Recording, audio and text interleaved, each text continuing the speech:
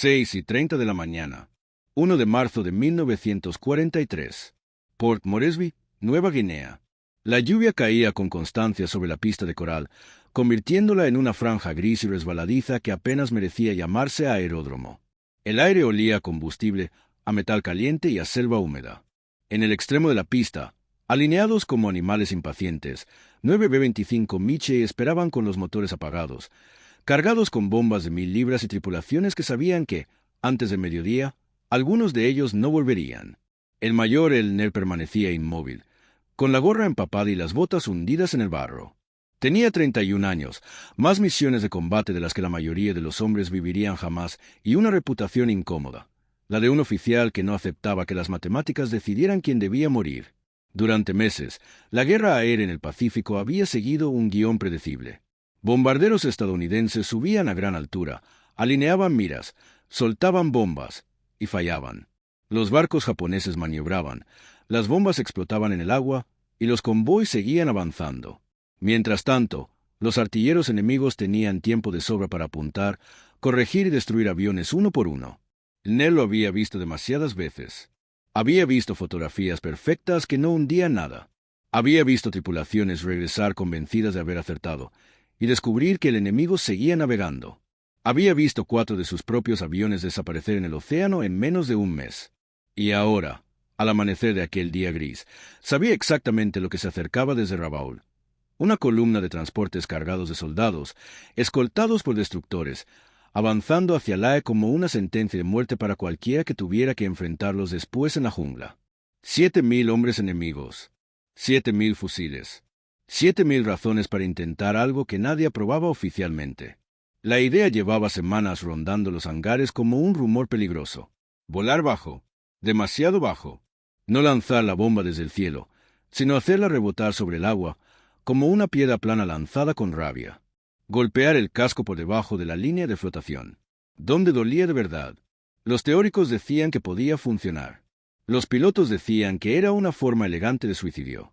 Volar a 50 pies sobre el mar, directo hacia un barco cubierto de cañones, significaba renunciar a casi todas las ventajas conocidas. Sin altitud, sin tiempo, sin margen de error. Un impacto en el motor, una ráfaga bien colocada, y el avión no caería, se desintegraría. Por eso el alto mando había prohibido la táctica. 2 veces.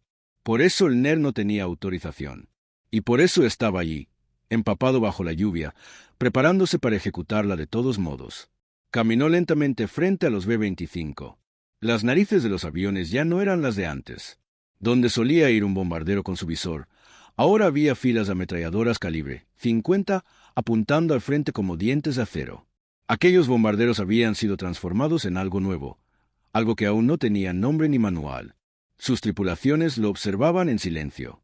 No esperaban discursos heroicos. Esperaban claridad.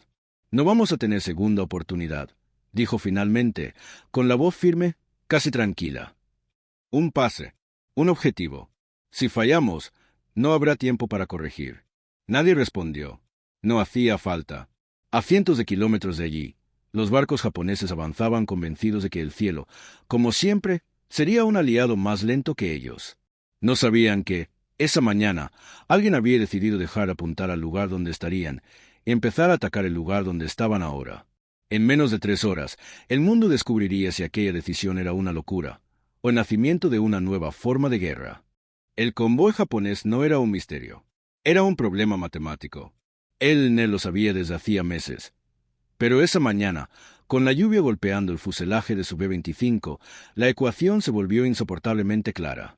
8 transportes avanzando a velocidad constante. 8 destructores con órdenes claras. Una ruta definida.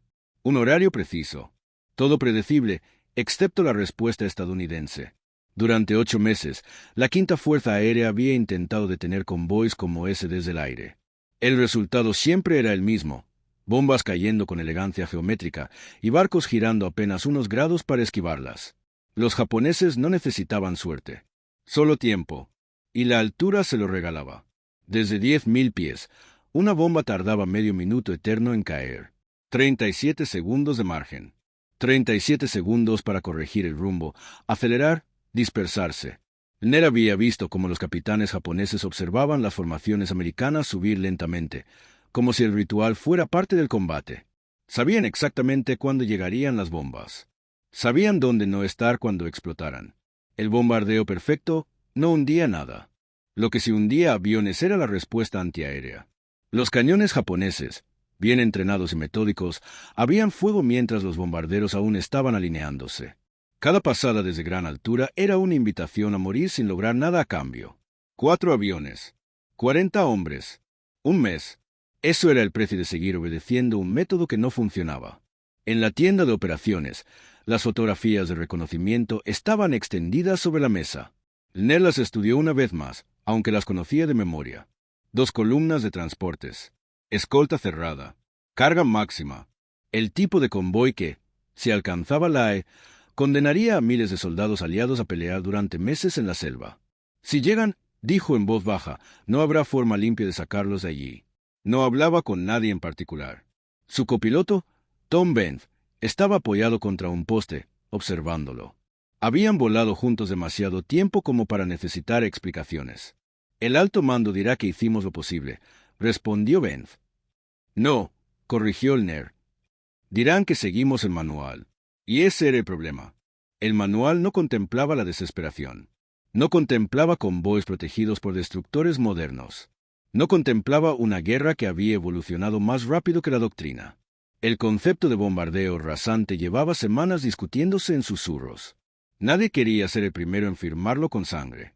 Volar a 50 pies no dejaba margen para errores, ni para heroísmos tardíos. A esa altura, cada artillero japonés podía ver el rostro del piloto al que estaba a punto de disparar. Pero también significaba algo más: sorpresa. Los japoneses estaban entrenados para mirar hacia arriba, para calcular trayectorias descendentes, para defenderse de bombarderos que respetaban las reglas implícitas del combate aéreo. Nadie les había enseñado a defenderse de aviones que no subían, que aparecían de pronto sobre las olas, disparando antes incluso de ser identificados. Ner había visto el casco oxidado del viejo carguero encallado frente a Port Moresby. Había visto lo que ocurría cuando una bomba golpeaba justo bajo la línea de flotación. No una explosión espectacular, sino algo peor: un desgarro, un fallo estructural, agua entrando donde no debía entrar. No necesitamos destruirlos todos, dijo finalmente. Solo necesitamos que no lleguen. A las 7, los pilotos se reunieron para el briefing final. No hubo discursos grandilocuentes. Ner habló con precisión quirúrgica. Altitudes, velocidades, distancias. Una coreografía mortal que solo funcionaría si cada hombre hacía exactamente lo que se le había asignado. Un pase, repitió. No regresen para un segundo intento. Si fallan, sigan adelante. No se queden ahí arriba pensando. Algunos asintieron. Otros evitaron su mirada. Todos entendían lo que eso significaba. Cuando los motores comenzaron a rugir, el sonido no era de entusiasmo, sino de resolución. Los B-25 despegaron uno a uno, pesados, cargados, vulnerables. En cuanto dejaron atrás la pista, descendieron hasta casi rozar el mar. 30 pies. A veces menos. El océano se extendía plano e indiferente bajo ellos. Sin referencias. Sin cobertura. Solo una línea invisible que los separaba de la muerte segura si fallaban en la navegación. Ner miró el horizonte. Sabía que, en ese mismo instante, los oficiales japoneses a bordo de los transportes estaban convencidos de que el mayor peligro vendría desde el cielo, mucho más arriba. No imaginaban que el ataque llegaría desde el nivel del mar. Y cuando finalmente vieran a los bombarderos, ya no habría tiempo para girar. La cuenta atrás había comenzado. Si esta historia de valentía, estrategia y sacrificio te ha conmovido, no te pierdas el resto de relatos olvidados de la Segunda Guerra Mundial. Da un like para que más personas descubran estos héroes anónimos y suscríbete para ser parte de nuestra comunidad. Cada semana, rescatamos historias que cambiaron el curso de la historia. Haz clic ahora y no te pierdas lo que viene. El vuelo a baja cota no se parecía a nada que el Ner hubiera hecho antes. A 30 pies sobre el mar, el mundo se reducía a 2 cosas: velocidad y error. No había horizonte estable, no había margen para distracciones. Cada ola parecía levantarse para golpear el tren de aterrizaje. Cada ráfaga de viento podía empujar el B-25 fuera de control. El altímetro era una sugerencia. La vista, una amenaza constante. «Mantén 270», ordenó el NER por el intercomunicador. Ni uno más, ni uno menos. El indicador de velocidad temblaba. A esa altura, el Michie no perdonaba indecisiones. Si bajaban demasiado, las hélices morderían el agua. Si subían, aunque fuera unos metros, perderían lo único que tenían a su favor, la invisibilidad. El silencio en cabina era casi absoluto. No por calma, sino por concentración. El artillero dorsal, Tommy Blake, tenía las manos rígidas sobre los controles. No esperaba cazas, esperaba algo peor. Un fogonazo desde un barco que aún no podían ver. A esa altura, no se esquivaban proyectiles. Se sobrevivía por centímetros. Durante 90 minutos volaron así, con el océano pasando bajo ellos a una velocidad absurda. Ninguna transmisión, ninguna corrección. La navegación dependía de cálculos hechos la noche anterior y de una intuición entrenada a base de errores pasados. «Humo», dijo Ben de pronto. El NER lo vio al instante.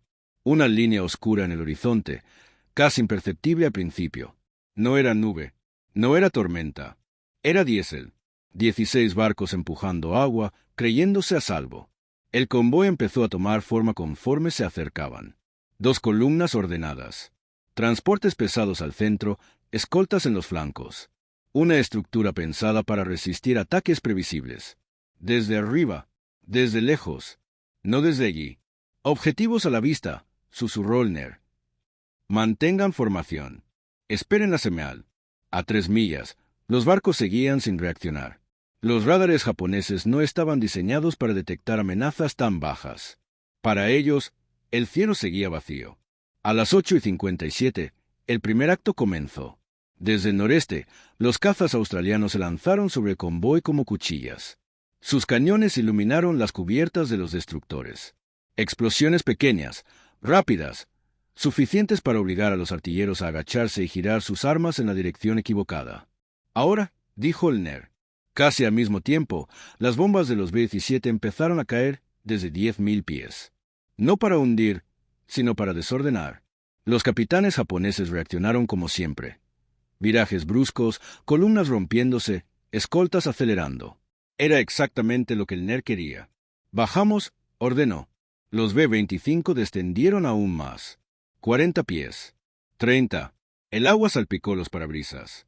La sensación era la de un avión que no debería estar volando. «Objetivo asignado al frente», anunció el bombardero Carl Walls. Distancia 4.000. Cada avión se separó ligeramente. No era una formación, era una emboscada sincronizada. Cada tripulación tenía un barco. Nadie debía dudar. Nadie debía corregir. El primer fogonazo antiaéreo apareció demasiado alto. Los japoneses aún estaban ajustando. «Fuego», ordenó el NER a 2.000 yardas.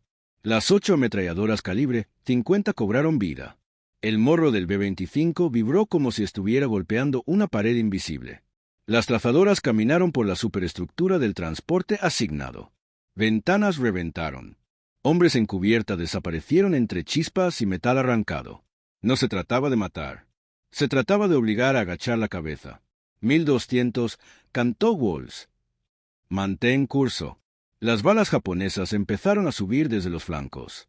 Demasiado tarde. Demasiado dispersas. A 600 yardas, el barco llenaba el parabrisas. El NER podía distinguir formas humanas, cañones girando, rostros levantándose justo cuando comprendían el error. 300, dijo Walls. «Listo». El NER no dudó. Presionó el mando de liberación. El avión saltó hacia arriba al perder la carga. Por un instante, todo pareció ralentizarse. La bomba golpeó el agua, rebotó y desapareció bajo el casco enemigo. El NER tiró con fuerza del mando. El Michie trepó, pesado, vulnerable. El impacto llegó un segundo después. No fue una explosión limpia. Fue un desgarro. Una sacudida brutal que empujó el avión hacia un lado. «Impacto», gritó Benz. El NER miró atrás lo justo para saber que había funcionado. «Fuego», «humo». El transporte empezaba a abrirse como una lata. A su derecha, otro barco ardía. A la izquierda, un destructor había recibido un golpe bajo la línea de flotación y se hundía de popa. En menos de 2 minutos, el convoy había dejado de existir como formación. Pero el precio empezaba a cobrarse. Un fogonazo blanco cruzó el cielo. Uno de los B-25 desapareció en una nube de fuego y fragmentos. No hubo gritos. No hubo paracaídas. Sigan, ordenó el NER con la voz tensa. No rompan, porque detenerse era morir, y porque aún quedaban barcos flotando. El aire sobre el convoy se había transformado en algo sólido. No era una metáfora. A 50 pies de altura, con destructores disparando en abanico y transportes ardiendo, el espacio entre el mar y el cielo se había llenado de metal. Fragmentos de proyectiles, trazadoras, astillas de acero arrancadas de las cubiertas, todo flotaba, cruzaba, chocaba. NER mantuvo el Michie bajo control a base de pura disciplina. Cada corrección era mínima, cada movimiento del timón, calculado. El B-25 no estaba diseñado para absorber castigo sostenido a esa altura. Un impacto mal colocado significaba agua. Y el agua, a esa velocidad, era una pared. Port engine, vibración creciente, avisó Benz. NER no respondió de inmediato. Miró los indicadores. Temperatura subiendo. Presión inestable. Todavía dentro de tolerancia, pero el margen se estaba reduciendo. Aguanta, dijo. Salimos tras la siguiente pasada. Delante de ellos, el convoy ya no era un convoy. Era un conjunto de decisiones desesperadas. Un transporte giraba en círculos, su timón inutilizado. Otro ardía de proa a popa, llamas saliendo por las escotillas como respiraciones violentas.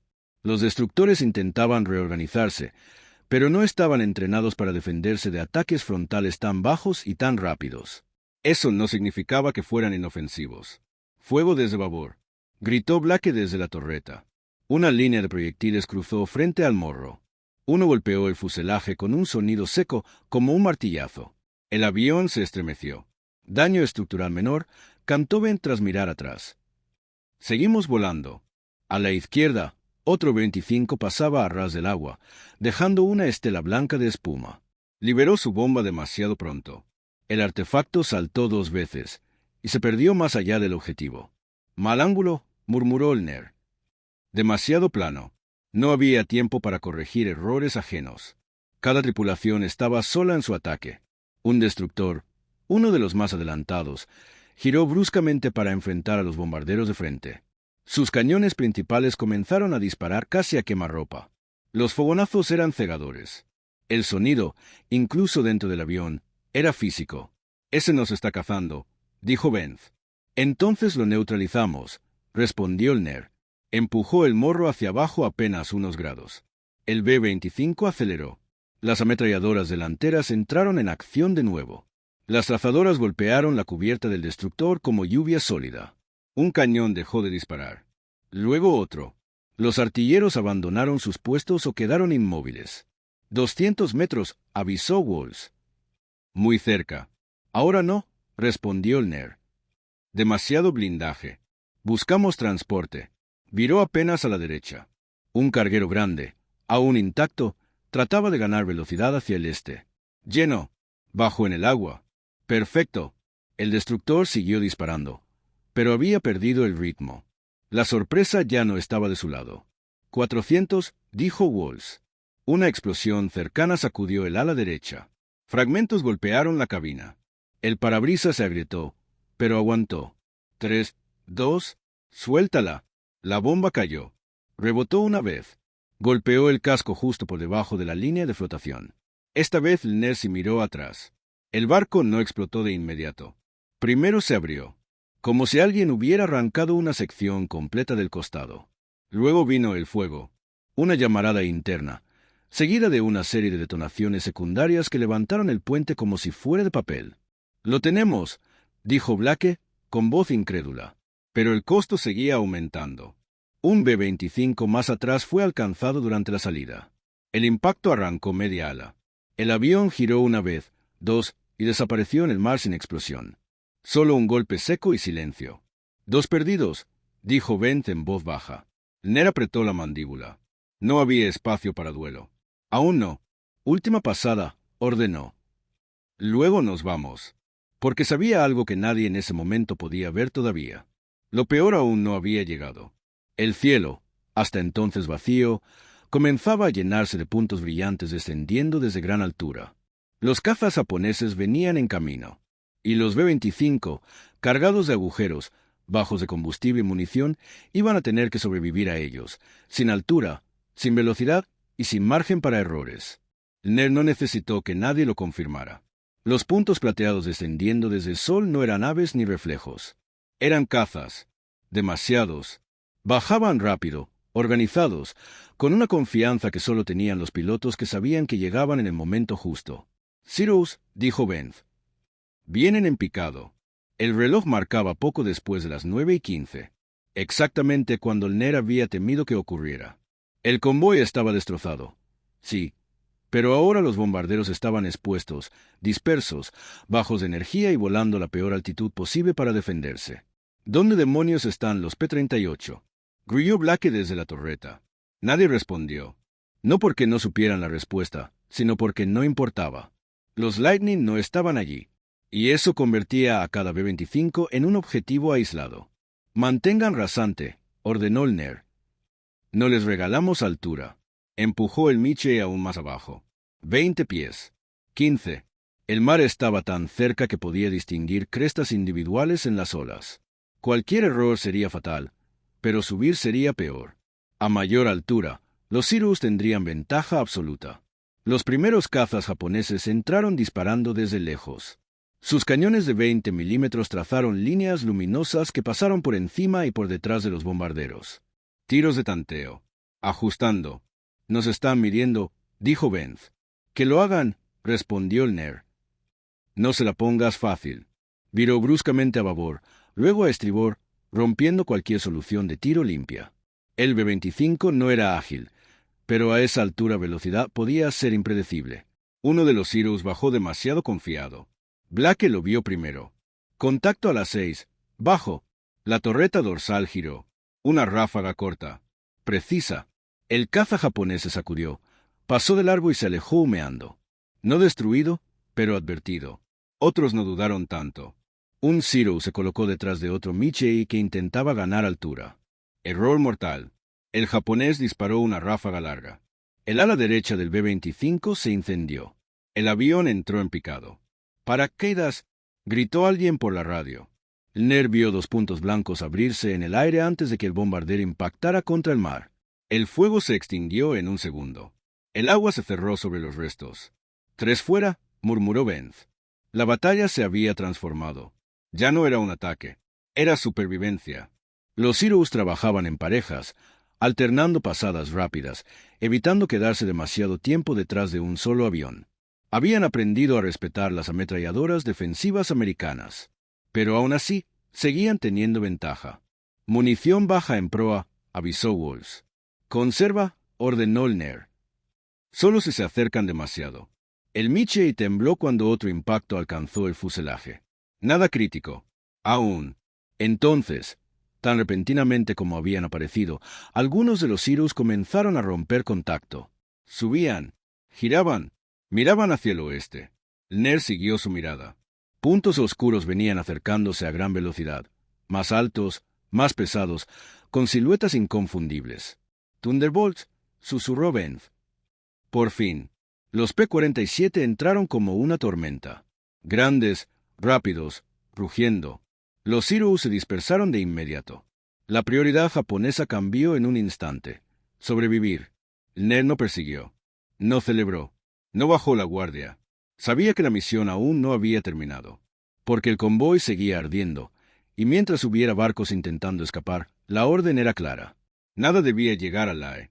Los Thunderbolts barrieron el cielo con brutal eficacia. En menos de 2 minutos, los Cirrus restantes rompieron contacto y se alejaron hacia el norte, buscando altura y distancia. El combate aéreo se desplazó fuera del área inmediata, pero el Ner no lo siguió con la mirada. Sus ojos estaban fijos en el mar. El convoy, o lo que quedaba de él. 7 transportes ardían o se hundían lentamente. Columnas de humo negro se elevaban cientos de metros, visibles desde cualquier punto del horizonte. El octavo, el más cercano a la costa, aún se movía. Lento, herido, pero avanzando. «Ese no puede llegar», dijo Benz, sin necesidad de señalarlo. Ner asintió. «Ese es el problema que queda». Revisó instrumentos. El port de engines seguía inestable, vibrando de forma irregular. Cada sacudida era un recordatorio de que su margen de error se había reducido a casi nada. ¿Combustible? 60%, bajando, respondió Benz. Podemos hacer una pasada más. Tal vez dos, si no forzamos. Una será suficiente, dijo Ner. No era optimismo. Era cálculo. Las B-25 supervivientes estaban dispersas. Algunas regresaban a Port Moresby. Otras orbitaban a distancia segura, evaluando daños. Solo dos, además de la suya, parecían en condiciones de atacar de nuevo.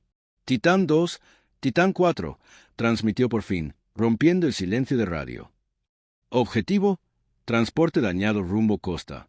Una pasada. Coordinada. Después, rompemos. Las respuestas llegaron breves, tensas, profesionales. Titán 2, recibido. Titán 4, en posición. Ner bajó otra vez. 50 pies. Luego 40. El mar estaba cubierto de restos, tablas, botes volcados, cuerpos. Evitó mirarlos. No por indiferencia, sino porque mirar significaba perder segundos. El transporte disparó con lo que le quedaba. Un cañón ligero, mal servido, trazadores erráticos. Desesperación. ¿Pro armada?, confirmó Walls. Listo cuando diga. El Miche aceleró. El ruido de los motores lo llenó todo. El mundo se redujo a una línea recta entre su avión y el costado oxidado del buque japonés. Ahora, el bomb relea se sacudió el fuselaje. El avión se aligeró de golpe. Ner tiró suavemente del control, ganando apenas altura suficiente para no tragarse el agua. El bomb saltó una vez. 2. La tercera ya no fue un salto. Impactó justo bajo la línea de flotación, casi a la altura de la sala de máquinas. La explosión fue distinta a las anteriores. Más sorda, más profunda. El transporte se detuvo como si hubiera chocado contra algo invisible. Luego comenzó a escorarse. Impacto confirmado, dijo Walls. Titán 2 entró segundos después. Su bomb no falló. El fuego se propagó hacia popa. Titán 4 no necesitó lanzar. El barco ya estaba condenado. Rompemos, ordenó Ner. Todos al oeste. Giró con cuidado. El porte engine protestó. Tosió. Se estabilizó por pura obstinación mecánica. Detrás de ellos, el último transporte perdió velocidad. Se detuvo por completo y empezó a hundirse lentamente, casi con dignidad. No hubo grandes explosiones. Solo agua entrando donde ya no debía. Eso fue, dijo Bent en voz baja. Ner no respondió. Miraba el horizonte. Calculaba distancia, viento, consumo. La batalla directa había terminado. Pero el peso de lo ocurrido apenas comenzaba a asentarse. Los Thunderbolts barrieron el cielo con brutal eficacia. En menos de 2 minutos, los Sirius restantes rompieron contacto y se alejaron hacia el norte, buscando altura y distancia. El combate aéreo se desplazó fuera del área inmediata, pero el Ner no lo siguió con la mirada. Sus ojos estaban fijos en el mar. El convoy, o lo que quedaba de él. 7 transportes ardían o se hundían lentamente. Columnas de humo negro se elevaban cientos de metros, visibles desde cualquier punto del horizonte. El octavo, el más cercano a la costa, aún se movía. Lento, herido, pero avanzando.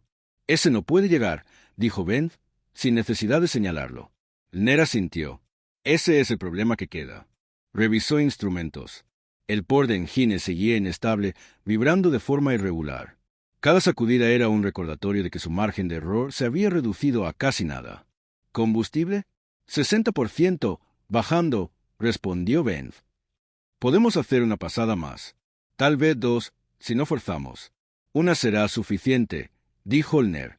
No era optimismo. Era cálculo. Las B-25 supervivientes estaban dispersas. Algunas regresaban a Port Moresby. Otras orbitaban a distancia segura, evaluando daños. Solo dos, además de la suya, parecían en condiciones de atacar de nuevo. Titán 2, Titán 4, transmitió por fin, rompiendo el silencio de radio. Objetivo: transporte dañado rumbo costa. Una pasada. Coordinada. Después, rompemos. Las respuestas llegaron breves, tensas, profesionales. Titán 2, recibido. Titán 4, en posición. Ner bajó otra vez.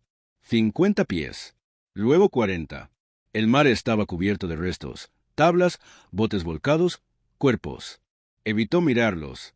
No por indiferencia, sino porque mirar significaba perder segundos. El transporte disparó con lo que le quedaba. Un cañón ligero, mal servido, trazadores erráticos. Desesperación. ¿Pro armada? Confirmó Walls. Listo cuando diga. El Miche aceleró. El ruido de los motores lo llenó todo. El mundo se redujo a una línea recta entre su avión y el costado oxidado del buque japonés. Ahora, el bomb relea se sacudió el fuselaje. El avión se aligeró de golpe. El NER tiró suavemente del control, ganando apenas altura suficiente para no tragarse el agua. El bomb saltó una vez. 2. La tercera ya no fue un salto.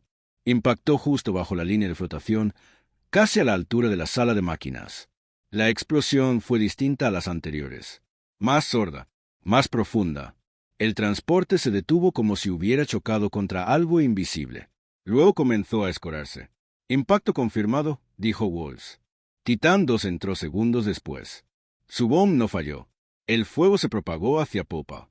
Titán 4 no necesitó lanzar. El barco ya estaba condenado. Rompemos, ordenó el NER. Todos al oeste. Giró con cuidado. El porte-engine protestó. Tosió. Se estabilizó por pura obstinación mecánica. Detrás de ellos, el último transporte perdió velocidad.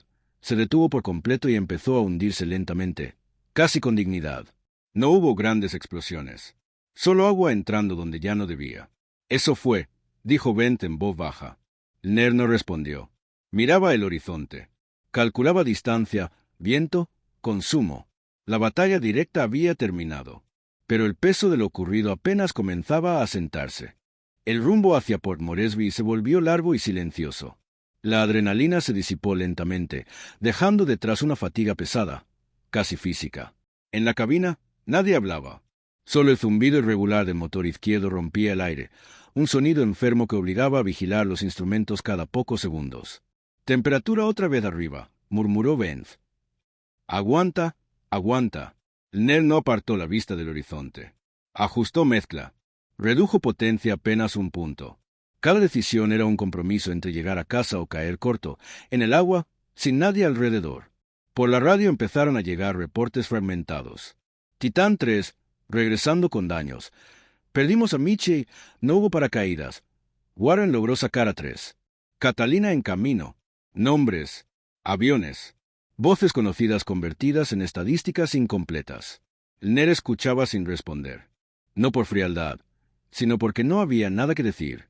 Cada piloto sabía que el precio estaba incluido desde el momento en que bajaron a 50 pies. A las 10:40, la costa apareció en el horizonte. Una línea oscura, irregular, casi irreal después de tanto azul. Nueva Guinea. La tenemos, dijo Benz. El porte-engine volvió a sacudirse con violencia. Una vibración seca recorrió el fuselaje. Aceite cayendo rápido. El NER no dudó. Pluma. Benz accionó la palanca. La hélice izquierda se detuvo y quedó alineada con el viento. El avión perdió velocidad de inmediato. El Miche empezó a descender. Mantén 180, ordenó el NER. No menos. Con un solo motor, cargados de combustible, munición gastada y metal fatigado. La B-25 era un compromiso volador. Cada metro de altitud ganado o perdido importaba. La pista de coral de Port Moresby apareció entre la bruma del calor. Camiones, personal médico, mecánicos, todos mirando al cielo. Tren abajo, confirmó Benz. El avión tocó pista con violencia, rebotó una vez, volvió a caer. El NER mantuvo la línea. Frenos suaves. El Miche se detuvo envuelto en polvo blanco. Durante varios segundos, nadie se movió. El silencio era absoluto. Luego, NER soltó los controles. Corte motores. El mundo volvió a entrar de golpe. Gritos, motores, pasos corriendo. La escotilla se abrió y el calor húmedo del trópico inundó la cabina. Un mecánico subió y miró el motor izquierdo. Silbó bajo. 5 minutos más y se fundía, señor. El NER asintió sin expresión. Entonces fue suficiente. En la carpa de operaciones, los pilotos que habían regresado se sentaron en silencio. Algunos con vendas improvisadas. Otros con la mirada fija en el suelo. Una silla quedó vacía. Luego otra. A las 1 llegaron las fotos de reconocimiento australianas. Las imágenes se pasaron de mano en mano.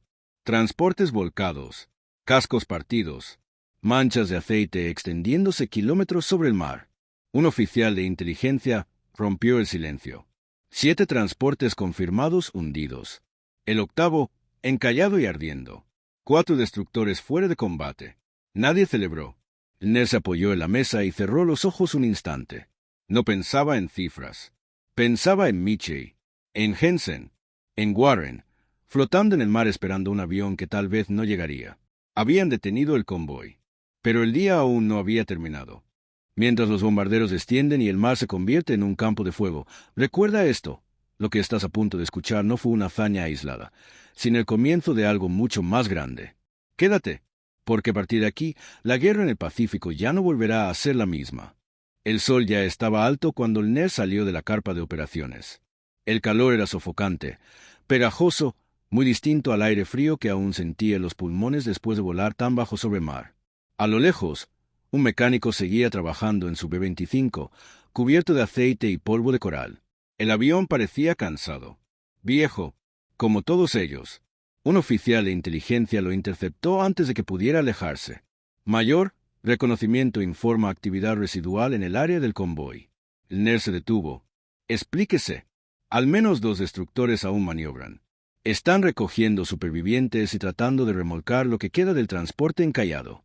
No están huyendo. Eso no era un gesto humanitario. Era obstinación. Ned regresó a la mesa de mapas. Las fotografías aéreas seguían allí, marcadas con lápiz graso, manchas negras donde había habido barcos horas antes. El punto más cercano a la costa le llamó la atención de inmediato. Si logran sacar algo de ese casco, dijo, aunque sea munición, aunque sea un centenar de hombres, no habremos terminado el trabajo. El oficial asintió. General Kenny viene en camino. Aterriza esta tarde. Ned no respondió. Kenny podía llegar cuando quisiera. La ventana de oportunidad no esperaba rangos. Miró el reloj. ¿Cuánto tiempo hasta la marea baja? 2 horas. Eso significaba algo simple. El transporte encallado no podría moverse. Estaba atrapado. Entonces tenemos 2 horas, dijo el Ned. Antes de que puedan organizar defensa aérea, antes de que anochezca. El oficial dudó. Mayor, los hombres están agotados. Las pérdidas, lo sé, lo interrumpió el Ned con suavidad. Y por eso mismo no vamos a desperdiciar lo que ya pagaron. No levantó la voz. No hizo discursos. Simplemente señaló el mapa. Una última pasada. No mía. De los que aún pueden volar. Los mensajes salieron rápido. Otras escuadrillas ya se estaban rearmando. Pilotos que habían visto el primer ataque desde lejos, que ahora sabían que el método funcionaba. Y también sabían el precio. A las 5:30, Ned volvió a la pista. No voló. Esta vez observó. Vio despegar a 9 B-25 nuevos, relucientes bajo el sol bajo de la tarde. Vio cómo se alineaban, cómo desaparecían rumbo al mar. Durante casi 1 hora, el cielo permaneció en silencio. Luego, uno a uno, comenzaron a regresar. No todos. Cuando el último aterrizó, el oficial de inteligencia llegó con el informe preliminar. El transporte encallado ha sido hundido. Ambos destructores alcanzados durante la retirada. No se detecta tráfico enemigo organizado en el área. Ned cerró los ojos un segundo más de lo necesario. Entonces sí, dijo al fin. Ahora terminó. Pero incluso mientras lo decía, sabía que no era del todo cierto. Porque lo que había empezado esa mañana en el mar de Bismarck no era solo una batalla. Era un cambio. La noche cayó sobre Port Moresby con una rapidez casi violenta. El calor del día dio paso a una humedad espesa que se metía en los pulmones. En la base, nadie dormía. Luces encendidas en las carpas, motores aún calientes, pilotos sentados en silencio fumando cigarrillos que nadie parecía terminar. Las noticias viajaron más rápido que los aviones. Antes de la medianoche, el mensaje ya había pasado de mano en mano. El convoy había sido destruido. No dañado, no dispersado. Destruido. En Brisbane. En Townsville, en los cuarteles generales de la Quinta Fuerza Aérea, oficiales de operaciones miraban los reportes con incredulidad. Las cifras no encajaban con ningún precedente. ¿A 50 pies?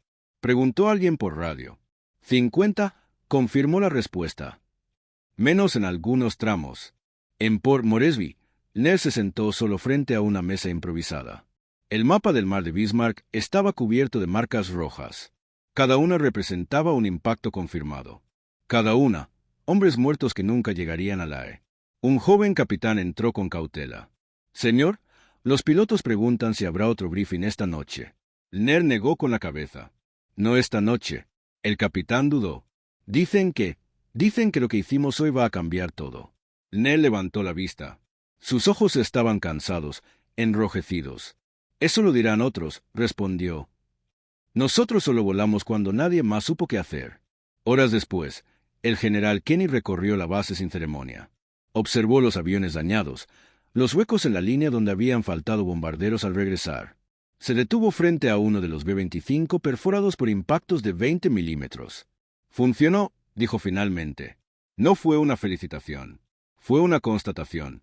Sí, señor, respondió el NER. Kenny lo miró durante varios segundos. Lo prohibieron 2 veces. Lo sé, y aún así lo hizo. El NER sostuvo la mirada. Porque lo que estábamos haciendo antes no estaba funcionando. Kenny asintió lentamente. Entonces, a partir de ahora, esto deja de ser un experimento. Esa fue la frase. A partir de esa noche, skip bombing dejó de ser una idea peligrosa discutida en carpas cerradas. Se convirtió en doctrina en formación. Manuales comenzaron a reescribirse. Mecánicos recibieron órdenes de modificar narices de bombarderos. Pilotos de otras escuadrillas empezaron a pedir entrenamiento como el de Bismarck. En la madrugada, llegaron nuevos informes. Patrullas de reconocimiento detectaban restos durante kilómetros. Manchas de aceite que no se disipaban. Botes salvavidas a la deriva. No habrá un segundo convoy, dijo un oficial de inteligencia. Los japoneses no volverán a intentar esto a la luz del día. Ner no respondió. Sabía que el enemigo aprendería. Siempre lo hacía. Añadirían más cañones, más cazas, más escoltas. Harían que el próximo intento costara más vidas. Pero también sabía algo más. El miedo había cambiado de bando. Por primera vez desde que comenzó la campaña en Nueva Guinea, los japoneses sabían que el mar ya no era un refugio seguro. Y eso, incluso antes de que nadie lo escribiera en un informe oficial, ya había alterado el curso de la guerra. 2 días después del ataque, el mar de Bismarck seguía escupiendo restos. Tablas quemadas, cascos partidos, chalecos salvavidas vacíos balanceándose entre manchas de combustible. Los Catalina australianos volaban bajo, despacio, fotografiando el resultado. Cada pasada confirmaba lo mismo. El convoy había dejado de existir. No como fuerza militar, no como operación fallida. Simplemente había desaparecido. En Rabaul, la reacción fue inmediata y brutal. El alto mando japonés no discutió el fracaso. Buscó culpables. Capitanes interrogados durante horas. Oficiales de artillería obligados a explicar por qué no pudieron detener bombarderos que volaban tan bajo que casi tocaban el mar. Los informes coincidían en algo inquietante. Los atacantes no habían intentado esquivar el fuego. Habían mantenido rumbo. Habían seguido rectos. Habían aceptado las pérdidas. Eso desconcertó a los japoneses más que cualquier táctica nueva. Un capitán de destructor escribió en su informe final: el enemigo no voló como esperaba un piloto racional. Ese documento fue subrayado 3 veces en Tokio. Mientras tanto, en Port Moresby, Ner recibió órdenes nuevas.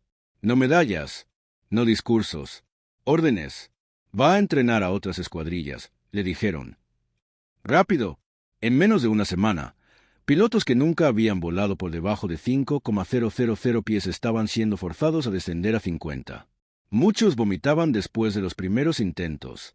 Otros se negaban directamente. Eso no es volar, decían. Eso es estrellarse lento.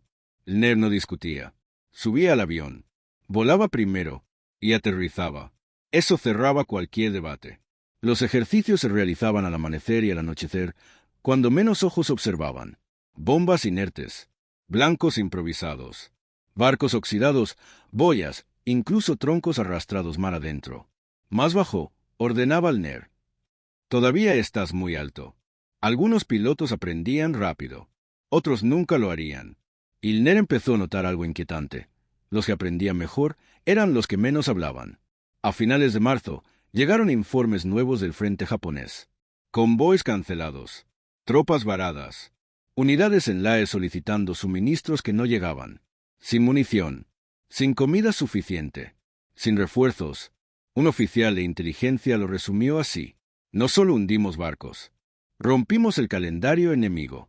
Pero el enemigo no estaba inmóvil. El 22 de marzo, un reconocimiento detectó modificaciones en los destructores japoneses. Más cañones de 25 milímetros, nuevas plataformas. Ángulos de tiro bajos. Están ajustando, dijo alguien en la sala. Se están preparando para ustedes. Ned asintió. Siempre lo hacen. El 3 de abril llegó la confirmación. Un nuevo convoy había sido avistado, más pequeño, más rápido, escoltado por cazas. Esta vez navegaría de noche. Esta vez no cometerían los mismos errores. Kenny convocó una reunión cerrada. La pregunta no es si funciona, dijo. La pregunta es cuánto estamos dispuestos a pagar cuando deje de sorprenderlos. Nadie respondió. Todos sabían la respuesta. Skip bombing no era una solución limpia. Era una apuesta. Una que exigía pilotos dispuestos a volar directo hacia el fuego. Esa noche, Ned escribió una nota breve en su cuaderno personal. No era un informe. No era para nadie más. Hoy funcionó. Mañana puede que no. Pero mientras funcione, otros vivirán. Cerró el cuaderno. Apagó la luz. Y se preparó para la siguiente misión. Porque la guerra no se había decidido en el mar de Bismarck. Solo había cambiado la forma de pelearla. El 3 de abril de 1943, el convoy japonés zarpó al anochecer. No 8 transportes. No columnas largas y lentas. 6 barcos. Formación cerrada. Destructores más próximos que antes. Y, por primera vez desde Bismarck, cazas Ziru patrullando de forma constante sobre la ruta. En Port Moresby, el informe cayó sobre la mesa del NER como una sentencia. Esta vez no vienen ciegos, dijo el oficial de inteligencia. Vienen esperando exactamente lo que hicimos. NER estudió el mapa sin hablar. Las rutas estaban marcadas en rojo. Los puntos de posible interceptación, en lápiz. Todo indicaba que el enemigo había aprendido. ¿Hora estimada? Preguntó. Primer contacto posible al amanecer. Eso eliminaba su mayor ventaja, la sorpresa. Kenny entró a la sala cuando la discusión ya estaba avanzada. No vamos a cancelar, dijo sin rodeos. Pero tampoco vamos a repetir Bismarck. La nueva orden era clara, ataque escalonado. Nada de una sola embestida frontal. Los B-25 entrarían en parejas, desde direcciones opuestas, obligando a los destructores a dividir su fuego. Los cazas aliados bajarían antes, no para escoltar, sino para desordenar. Van a disparar antes, advirtió Kenny. Y van a acertar más. Nadie lo negó. NER fue asignado como observador táctico. No lideraría el ataque. Su avión aún no estaba completamente reparado y, aunque nadie lo dijo en voz alta, había otro motivo. Ya había probado el punto.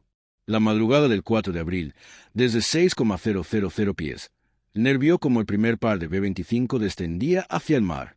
Incluso desde esa altura, podía notar la diferencia. Los barcos japoneses no esperaron. A 2,500 yardas, el cielo se iluminó. Trazadoras subiendo en abanico. Cañones de 25 milímetros disparando sin pausa. Las explosiones no eran erráticas como en Bismarck. Eran medidas. Calculadas. Demasiado pronto, murmuró el NER. El primer bombardero logró soltar su carga. El bombazo saltó 2 veces y pasó largo. El segundo avión no tuvo tanta suerte. Un impacto directo en el motor izquierdo. El B-25 se ladeó. Perdió velocidad y se estrelló contra el agua antes de poder ascender. No hubo explosión. Solo espuma y silencio. Ahí está el precio, dijo alguien por la radio. El segundo grupo atacó desde el sur.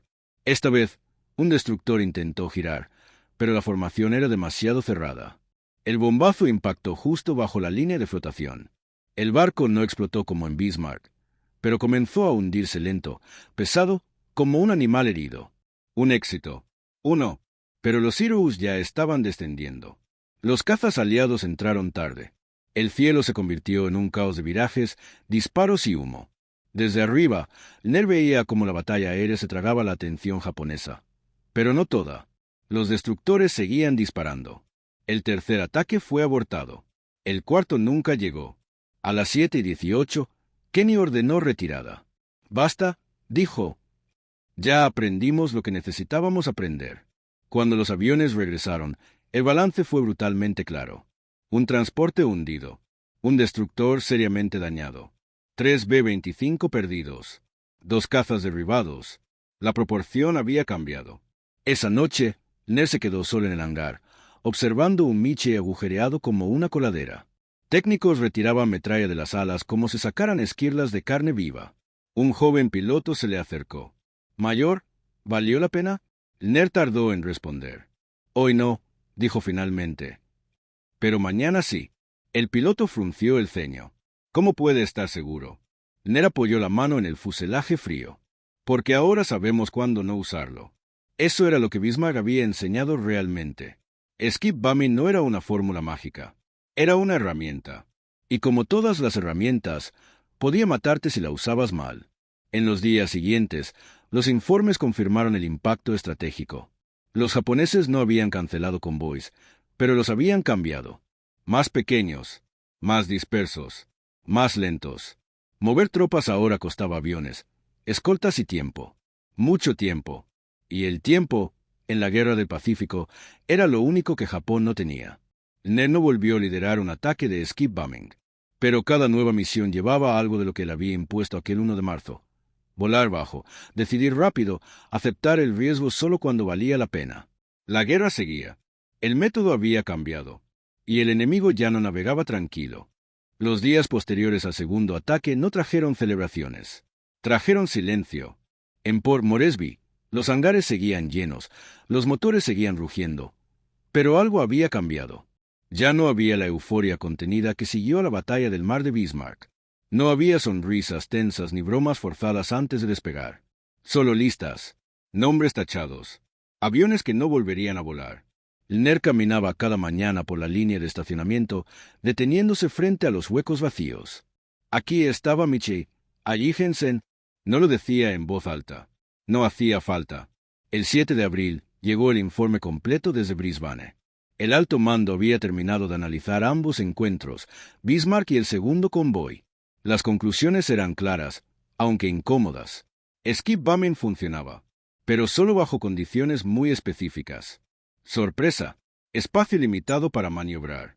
Cobertura aérea enemiga mínima o inexistente. Cuando cualquiera de esas variables fallaba, el costo se disparaba. Kenny convocó a los comandantes de escuadrón esa misma tarde. El ambiente en la sala era distinto al de semanas atrás.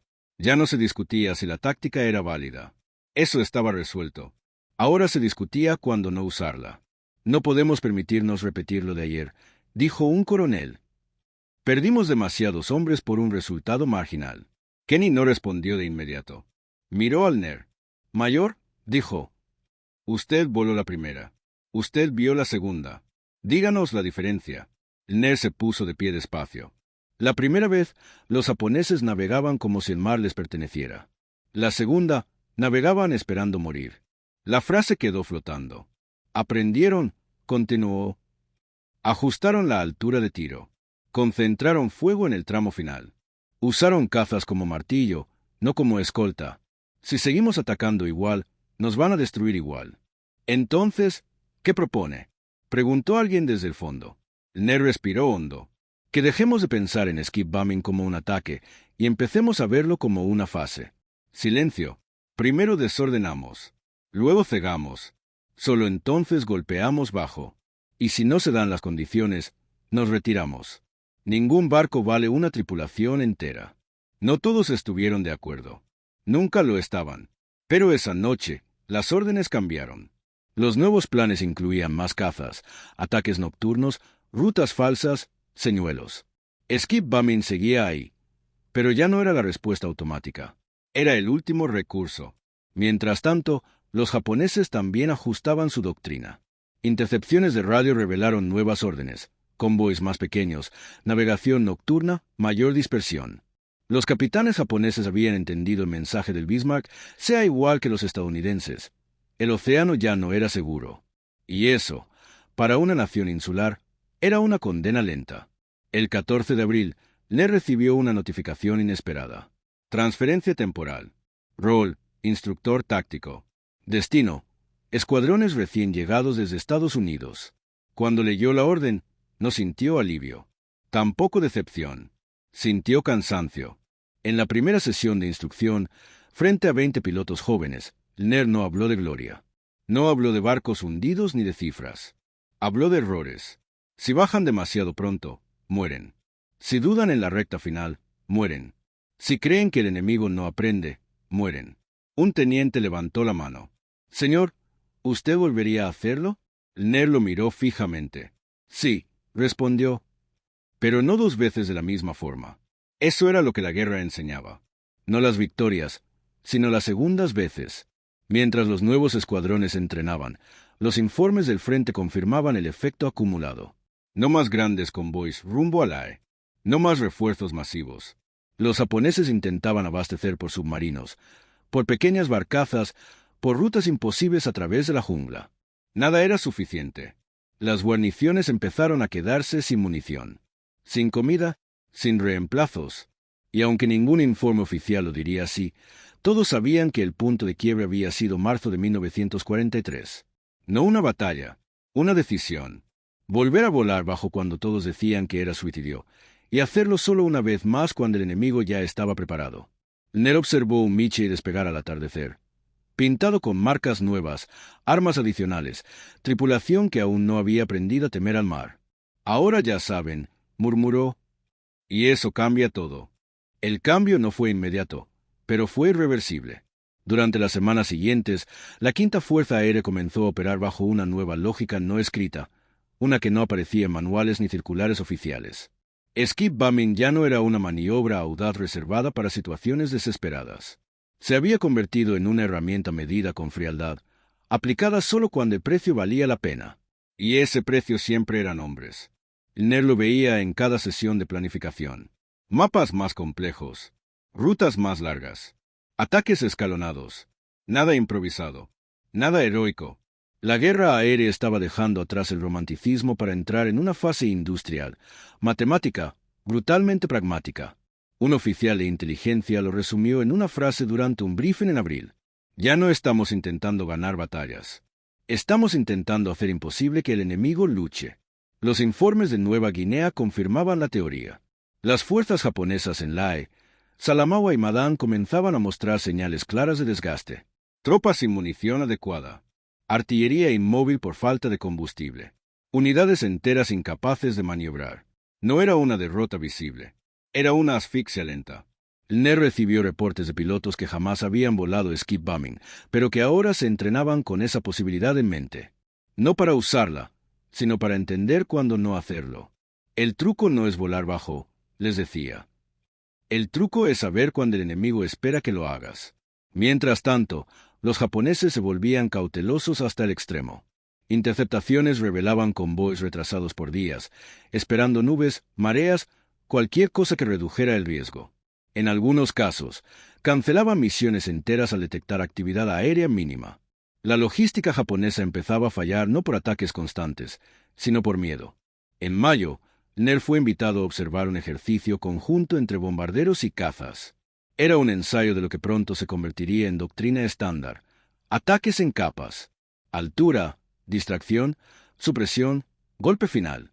Mientras observaba desde la torre, alguien se le acercó. Un capitán recién llegado del continente. «Señor, dicen que usted estuvo en la primera», comentó. ¿Se dio cuenta ese día de que estaba cambiando algo grande? Ner no respondió de inmediato. No, dijo al final. Ese día solo pensaba en que mis hombres volvieran vivos. El resto vino después, porque esa era la verdad incómoda.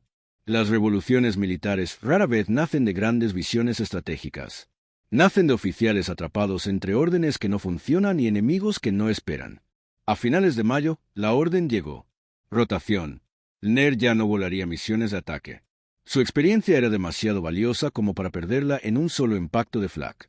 A partir de entonces, su papel sería preparar a otros para decisiones que él ya había tenido que tomar sin manual, sin precedentes y sin margen de error. La última vez que caminó hacia un B-25 armado para combate, se detuvo a mitad de la pista. Escuchó los motores. Sintió la vibración en el pecho. Recordó el mar saltando contra el parabrisas a 50 pies. No había nostalgia, solo alivio. Ya hicimos nuestra parte, dijo en voz baja. El Michie despegó sin él. Otro piloto. Otra tripulación, otra misión que no aparecería en titulares, pero el efecto acumulado ya era imparable. Para el verano de 1943, Japón había perdido la capacidad de reforzar sus posiciones avanzadas por mar en el suroeste del Pacífico. No por una gran batalla naval, sino por una cadena de decisiones que comenzaron con una idea considerada suicida y terminaron convirtiéndose en norma. Y el Ner Sin buscarlo, había sido el hombre en el centro de ese punto de quiebre. Para junio de 1943, el cielo sobre Nueva Guinea ya no se parecía al de meses atrás. Había más aviones, más patrullas, más disciplina en el aire. Pero también había algo menos visible. Certeza. La certeza de que la guerra había cruzado un umbral del que no se podía volver. Los informes japoneses interceptados por inteligencia aliada lo confirmaban. La Marina Imperial había reclasificado las rutas del mar de Bismarck como zona de pérdidas inaceptables. Los convoys grandes quedaban oficialmente suspendidos. A partir de ese momento, los refuerzos viajarían fragmentados, de noche, en embarcaciones pequeñas, muchas veces sin escolta suficiente. Eso no era una adaptación. Era una retirada encubierta. Ner lo entendió al leer un resumen de inteligencia una mañana temprano, sentado solo en el comedor de oficiales. Cuando el enemigo deja de moverse, ya perdió, murmuró. Su nuevo rol como instructor lo alejaba del combate, pero no de las decisiones difíciles. Cada semana llegaban tripulaciones recién desembarcadas de Estados Unidos. Jóvenes, entrenados, técnicamente preparados, y completamente ajenos a lo que significaba volar a 50 pies contra un barco que disparaba todo lo que tenía. Ner no suavizaba nada. No les voy a enseñar a ser valientes, decía. Eso ya lo son. Les voy a enseñar a sobrevivir cuando el valor no alcanza. Durante una sesión, proyectó fotografías aéreas del convoy destruido en marzo. Cascos partidos, manchas de aceite, restos flotando durante kilómetros. Esto, señaló, no es una victoria limpia. Es el resultado de elegir el mal menor. Algunos pilotos desviaban la mirada. Otros no parpadeaban. Ese mismo mes llegó la confirmación oficial. Skip Bombing entraba en los manuales tácticos provisionales de la Quinta Fuerza Aérea. No como doctrina principal, sino como procedimiento condicionado. Requería aprobación directa del comandante de misión. Requería escolta suficiente. Requería sorpresa. Y aún así, seguía siendo considerada una táctica de alto riesgo. Ner nunca firmó uno de esos manuales. Nunca puso su nombre en ningún documento doctrinal. No porque no pudiera, sino porque no quería. Las tácticas no llevan nombres, dijo una vez. Las consecuencias sí. Mientras tanto, el frente terrestre confirmaba el impacto. Las fuerzas japonesas en Lae comenzaron a replegarse. Sin refuerzos, sin suministros, sin capacidad de maniobra, la jungla hacía el resto. Enfermedad, hambre, agotamiento. La guerra no siempre mataba con balas. A finales de junio, Ner recibió una invitación informal para hablar con oficiales australianos que habían participado en la primera oleada de ataques. Muchos de ellos habían perdido amigos en marzo. Uno de los pilotos australianos levantó su vaso y dijo: «Si no fue por ese ataque, estaríamos enterrando muchos más hombres ahora». Ner no brindó. «Si no fue por ese ataque», respondió, «quizá ninguno de nosotros estaría aquí para discutirlo». El silencio que siguió fue pesado, pero honesto, porque todos sabían la verdad. El éxito había tenido un precio que nunca aparecería completo en ningún informe. Aviones que no regresaron, tripulaciones que se perdieron en el mar, decisiones tomadas a segundos del impacto. En julio, Ner dejó Port Moresby por última vez. Su transferencia a unidades de transporte era definitiva. Ya no volaría armado. Ya no atacaría convoys. Su guerra activa había terminado, aunque la guerra real continuaba sin pausa. Desde la ventanilla de un C-47, observó la costa desaparecer bajo las nubes. Pensó en los hombres que ahora volaban las tácticas que él había ayudado a probar. Pensó en cómo el enemigo se adaptaría otra vez. Porque siempre lo hacía. La guerra nunca se detenía. Solo cambiaba de forma. Y aunque él, Ner, ya no estaría en la primera línea cuando eso ocurriera, sabía algo con absoluta claridad. Después del mar de Bismarck, nada volvería a moverse libremente en el Pacífico. La guerra siguió avanzando sin pedir permiso. Para finales de 1943, los mapas del Pacífico mostraban algo que no se había visto antes. Grandes zonas grises donde la Marina Imperial japonesa simplemente había dejado de operar. No porque no quisiera, sino porque ya no podía. Los convoys grandes habían desaparecido. Las rutas previsibles habían muerto. El océano, durante décadas dominio japonés, se había vuelto un espacio hostil. No por acorazados, no por grandes batallas navales, sino por bombarderos volando tan bajo que el mar les golpeaba el vientre. Los informes aliados lo confirmaban. Las guarniciones japonesas en Nueva Guinea se estaban desmoronando desde dentro. Sin munición suficiente, sin alimentos, sin posibilidad real de refuerzo. La jungla terminaba el trabajo que el aire había empezado. Y en el origen de todo eso estaba una decisión tomada meses atrás, en una pista empapada de lluvia en Port Moresby. Elner nunca volvió a combatir de esa manera. Desde su puesta en transporte aéreo, voló rutas largas y silenciosas, llevando hombres, suministros, heridos. Ningún fuego antiaéreo, ningún ataque frontal, ningún momento donde tuviera que mantener rumbo mientras el mundo intentaba matarlo. Pero el ruido nunca se fue del todo. A veces, al bajar de un C-47, el olor a combustible caliente le devolvía recuerdos del B-25. O el reflejo del sol en el agua le traía de vuelta la imagen de una bomba saltando una vez y luego desapareciendo contra un casco enemigo. Nunca habló de ello con los nuevos pilotos. Nunca lo necesitó. Ellos volaban tácticas que ya no parecían suicidas porque otros habían pagado el precio inicial. En los años siguientes, Skip Bumming se enseñó, se refinó y finalmente se integró como parte natural de la guerra aérea marítima. Para entonces, ya no era una locura. Era doctrina. Pero los manuales no mencionaban el miedo. No mencionaban a los hombres que mantuvieron el rumbo cuando todo les decía que se apartaran. No mencionaban a los que murieron probando algo que aún no tenía nombre. La historia registró la batalla del mar de Bismarck como una victoria decisiva. Los estrategas la estudiaron como un punto de inflexión logístico. Los números la resumieron en barcos hundidos y toneladas perdidas. Pero la verdad fue más simple. Un enemigo dejó de poder moverse. Y una guerra comenzó a inclinarse sin necesidad de una gran batalla final. Elner regresó a casa después del conflicto. Vivió lo suficiente para ver cómo el mundo olvidaba lentamente aquellos cielos bajos y aquellas aguas llenas de fuego. Cuando murió, su nombre ocupó apenas una línea en un archivo militar. Eso era suficiente para él, porque no había volado para ser recordado. Había volado para que otros no llegaran nunca. Y en el Pacífico, desde marzo de 1943, cada convoy japonés que nunca zarpó fue la prueba silenciosa de que lo había logrado. Estas historias no sobreviven solas. Suscríbete y ayúdanos a seguir rescatando las batallas, decisiones y hombres que cambiaron la guerra, y casi quedaron en silencio.